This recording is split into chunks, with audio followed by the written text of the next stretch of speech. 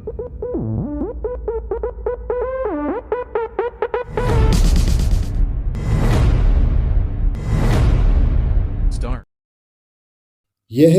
न केवल उल्लेखनीय है बल्कि भारत की बढ़ती महत्ता का परिचायक भी कि पिछले कुछ दिनों से नई दिल्ली में विदेशी मेहमानों का तांता लगा हुआ है।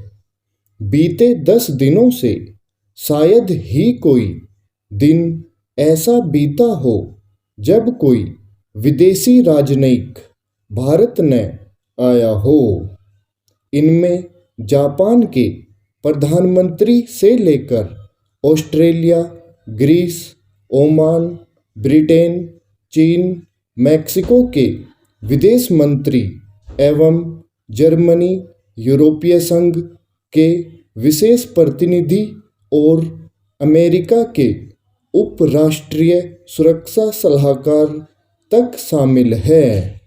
इन सबके बीच भारतीय प्रधानमंत्री की ऑस्ट्रेलियाई पीएम से वर्चुअल बात भी हुई है। रूस के विदेश मंत्री के बाद नेपाल के प्रधानमंत्री भी भारत आने वाले हैं।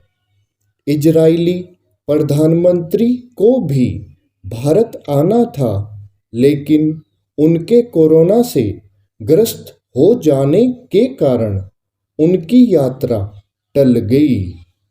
इस दौरान जहां भारतीय विदेश मंत्री मालदीव और श्रीलंका गए, वहीं प्रधानमंत्री मोदी ने बिम्स्टेक देशों के शिखर सम्मेलन को संबोधित किया। यह वह क्षेत्रीय सहयोग संगठन है जिसके माध्यम से उस कमी को पूरा किया जा रहा है जो दक्षेस के निष्प्रभावी होने के कारण देखने को मिल रही थी। यह भी ध्यान रहे कि यूक्रेन संकट के दौरान ही भारत की सदस्यता वाले क्वाड देशों के शासनाध्यक्षों में भी संवाद हो चुका है। इसके पहले ऐसे किसी कालखंड का स्मरण करना कठिन है जब भारत विश्व के प्रमुख देशों के केंद्र में इस तरह आया हो। यह स्थिति इसलिए बनी क्योंकि आज हर देश यह समझ रहा है कि भारत एक उभरती हुई शक्ति है और उससे सहयोग संपर्क आवश्यक है। भारत की इस अंतर्राष्ट्रीय अहमियत के पीछे भारतीय प्रधानमंत्री की वह कूटनीतिक सक्रियता है जो उन्होंने बीते 7-8 वर्षों में और यहाँ तक कि कोरोना काल में भी दिखाई। यह सहज ही समझा जा सकता है कि भारत केंद्रित कूटनीतिक सक्रियता का एक बड़ा कारण यूक्रेन संकट है।